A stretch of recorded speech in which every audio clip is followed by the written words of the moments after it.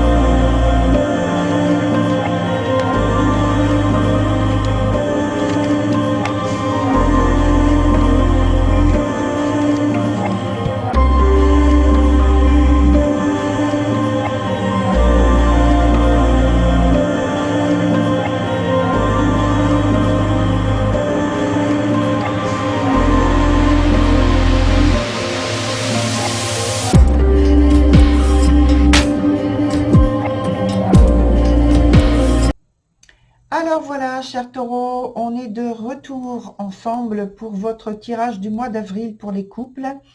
Et on a donc la même structure avec la partie d'ici qui vous concerne, pardon, et la partie de l'autre à l'autre bout qui concerne votre partenaire. Au centre, on a l'interaction de la relation. La partie du haut, c'est plutôt la vie pratique, la disponibilité. Et en dessous, plutôt la vie sentimentale avec les désirs, les sentiments, etc.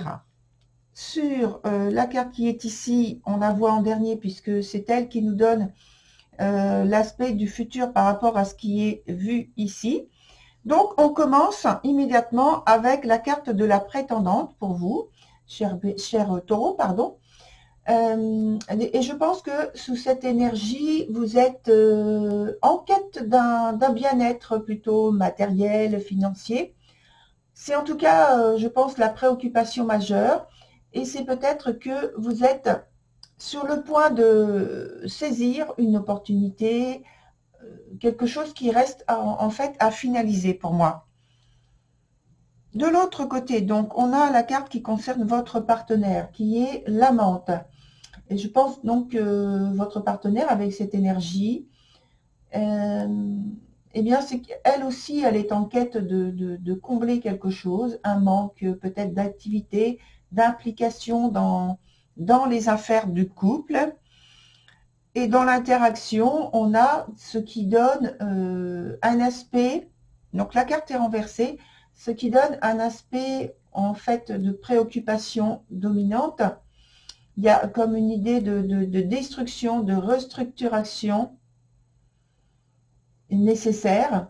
Après, je dirais, une grande transformation, il faut que la relation se reconstruise, reprenne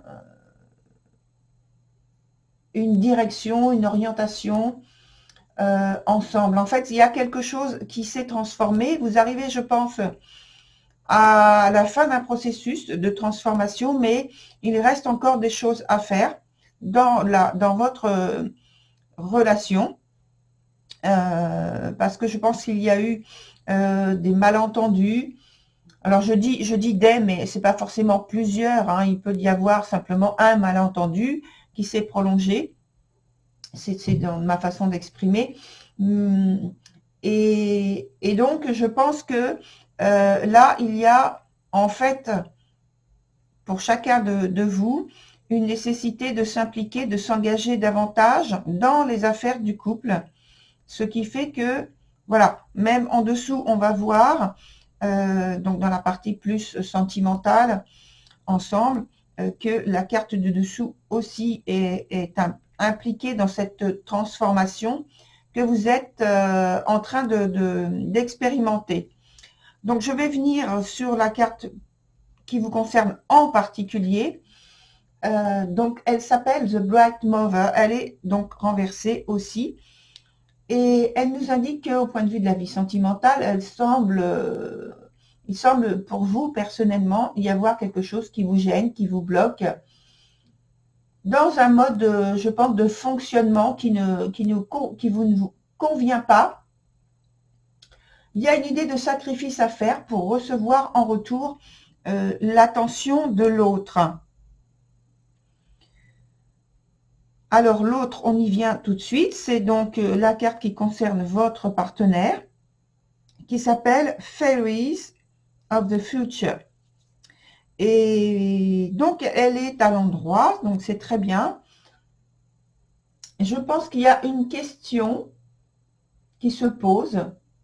Alors c'est pas une question obsessionnelle, etc. Non, non, il y a quand même une question qui se pose. Et donc là, je vais la dire en fait.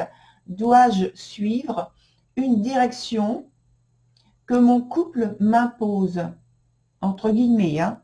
C'est le fait d'être en couple qui impose certains codes, certaines règles, certaines valeurs que l'on choisit de suivre quand on est donc avec quelqu'un. Et là, je pense que votre partenaire est dans ce type de questionnement. Parce que je pense qu'elle est en train de voir donc cette question, ou alors suivre plutôt son propre but, d'un point de vue toujours sentimental, émotionnel, tout ce qui est affectif, tout ce qui est expression de la tendresse, voilà, de l'amour, exprimé plus ou moins fort, plus ou moins visiblement. Et donc, ce qui fait partie aussi du questionnement, c'est mes désirs sont-ils ou vont-ils dans la même direction que mon couple? Donc, on voit qu'il y a en fait, en fond de ce questionnement, c'est est-ce que je dois vraiment changer ou alors rester moi-même? Et je dirais qu'avec la carte qu'il y a juste au-dessus, on est aussi dans le même type de questionnement, dans l'implication, comme s'il y avait une volonté sous-entendue de prendre une certaine liberté, avoir plus de détachement.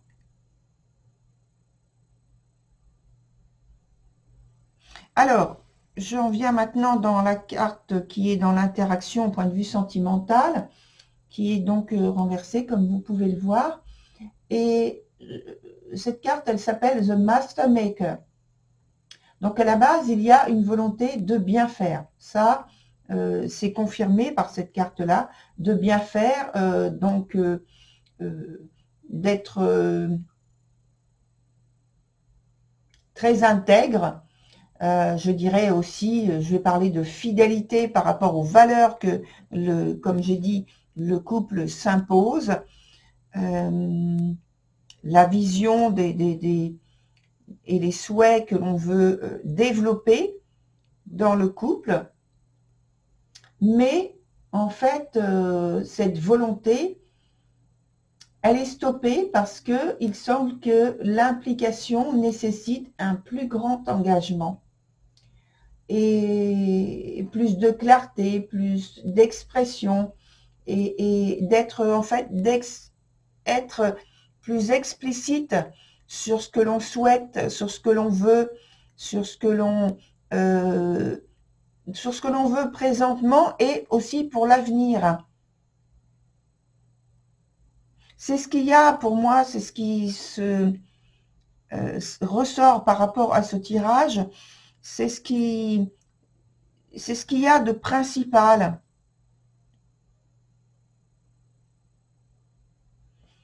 Alors, ensuite, on a la carte qui s'appelle Tempérance, pour la suite, pour l'avenir, justement. Et je pense que vous allez trouver vos marques et rééquilibrer les partages que vous avez avec votre partenaire. C'est-à-dire les goûts, les goûts en commun que vous avez avec votre partenaire. Il va y avoir en fait comme une concertation, je dirais, parce qu'il y a cette volonté qui plane là sur votre tirage d'obtenir quelque chose de plus harmonieux, de plus homogène au point de vue de développement, de consolidation du couple. Et donc là, je pense que vous allez trouver justement une belle façon de consolider votre couple, la relation en elle-même. Alors, je vais quand même mettre... Alors, je la remets ici, celle-ci. Je vais quand même mettre... oui, une carte ici, sur les trois, en fait, pour voir, en fait, ce qu'on peut avoir comme élément complémentaire qui peut nous aider à comprendre ou orienter, donc, la relation, surtout dans l'interaction, parce que les deux, là, sont à l'envers. Essayez de comprendre quel est l'état d'esprit, la volonté que vous avez et que votre partenaire aussi a. Et comment ça joue au niveau de l'importance dans l'interaction.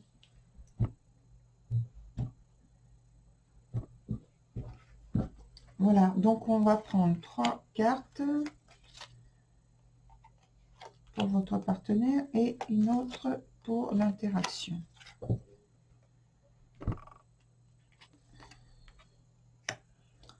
Alors tout de suite, là on voit que pour vous, c'est une volonté de trouver des solutions ou une solution, un équilibre qui vous amène en fait, qui vous pousse en avant là déjà, qui vous pousse en avant pour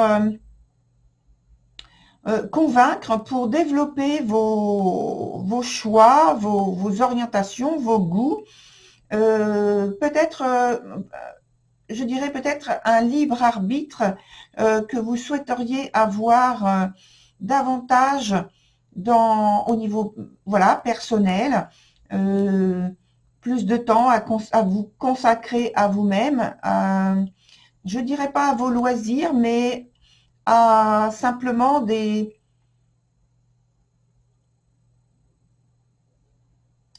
temps en fait que vous voudriez consacrer à des activités qui sont importantes pour vous, ou simplement avoir du temps pour vous sans avoir de but très précis à développer. Simplement être, c'est tout, en train de développer des choses qui vous plaisent. Et voilà.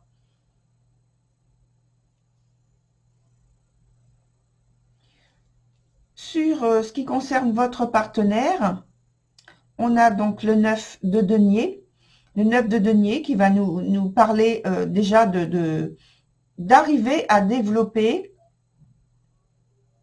comme si elle était cette personne en quête, on va dire, d'un mieux-être, et d'un mieux-être, alors peut-être matériel, parce que là, ce sont des deniers, matériels, financiers, etc., peut-être dans son activité professionnelle, arriver à trouver une activité ou dans son activité un équilibre, une stabilité qui est recherchée pour être beaucoup plus à l'aise au niveau du couple, soit pour s'investir davantage, comme je l'ai dit tout à l'heure, mais en tout cas, au niveau personnel, déjà, se sentir mieux. Peut-être, là, l'idée me vient de ne pas se sentir dans la dépendance, dans la dépendance qui peut être parce que c'est vous qui assurez en fait le bien-être du couple ou de la famille si vous avez une famille. Je pense que votre partenaire aimerait avoir un rôle en fait plus important. Dans l'interaction, on a de nouveau une carte qui se trouve à l'envers et c'est donc la reine d'épée.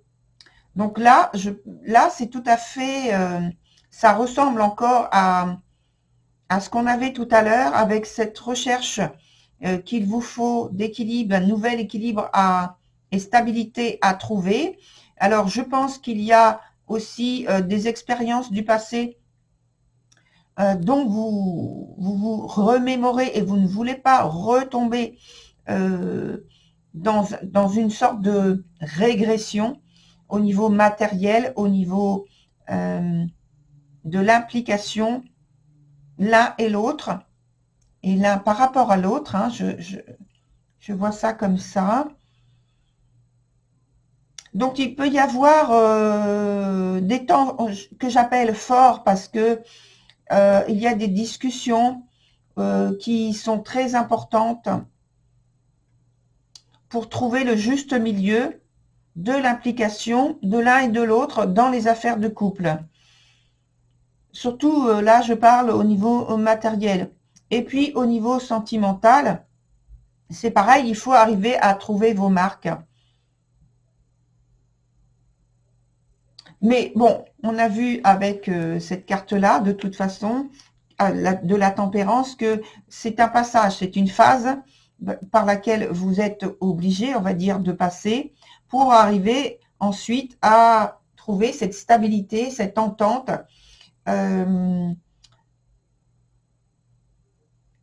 par la suite.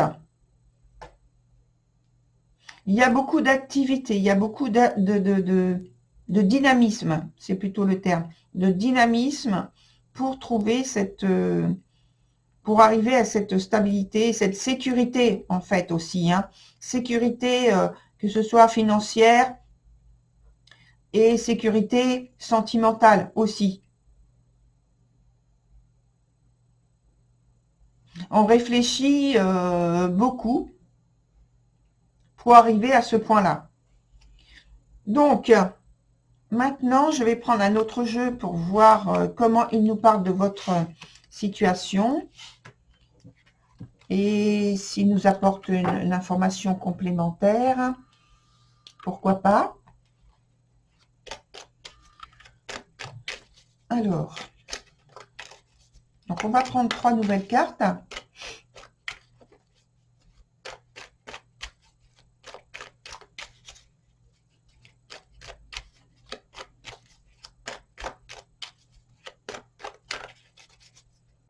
Voilà.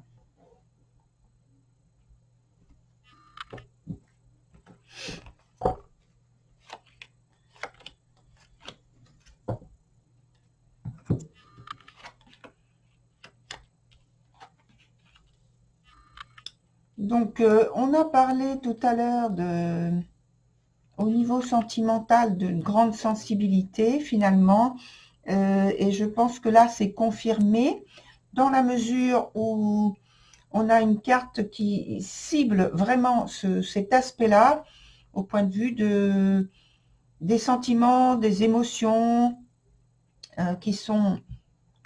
qu'on a évoquées tout à l'heure. Sinon, dans le reste de l'aspect de votre tirage, c'est positif, c'est très florissant, ça va avec la période puisqu'on est au printemps. Tout ce que vous voulez développer au point de vue de la vie pratique est en bonne voie. Donc, il faut continuer. Et puis, je pense que votre partenaire va arriver à trouver en fait son équilibre intérieur également. Parce que c'est ce qu'elle recherche plus particulièrement. Donc là, je vais rajouter nos 2 cartes aussi, parce que on a le temps. Voilà. Oui, il y a une bonne reprise en main de votre part, au point de vue des émotions, de la vie sentimentale proprement dite, qui revient à un équilibre, un bien-être. Et je pense que finalement, ça va avec l'aspect plus matériel de votre vie de couple, parce qu'on a les deux qui se rééquilibrent en même temps, pratiquement. Hein. Et surtout, votre partenaire, elle retrouve son côté, parce que là, c'est comme si elle avait perdu sa sécurité intérieure, et là, elle retrouve cette sécurité, ce bien-être, au cours du mois, au cours de la période. Elle arrive à retrouver, je dirais, de la confiance en elle. Et à exprimer de ce fait toute la tendresse qu'elle peut avoir pour vous. Voilà, la confiance, voilà, la confiance. Ça revient, et ça revient en même temps que tout l'aspect dont on a parlé au point de vue de la vie sentimentale proprement dite. Donc, on parle du cœur. Voilà, cher Taureau, pour votre tirage. Je vous souhaite une très belle continuation. Au revoir.